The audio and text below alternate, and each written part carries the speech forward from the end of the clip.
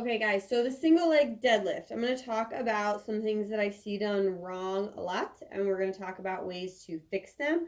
So we're going to start unweighted, okay?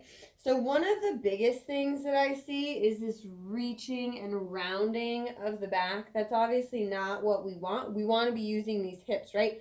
So what I want you to think about doing is pulling those shoulder blades back and imagining that your torso is very, very rigid, and we're just going to send that butt back. Okay, so you can even try with one foot back, just trying to really reach your hips back. Turn this guy on. That should be where you feel it. Another thing that we see a lot is this opening of that back hip. Also not what we want. So sometimes what's helpful is to actually like hold your hips and make sure that they both face towards the ground. Don't fall over. Okay.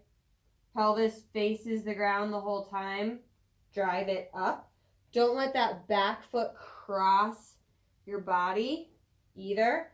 Okay, so soft bend in the knee. We're going to have a rigid torso. We're not going to let our hips open. We're not going to let that back foot cross.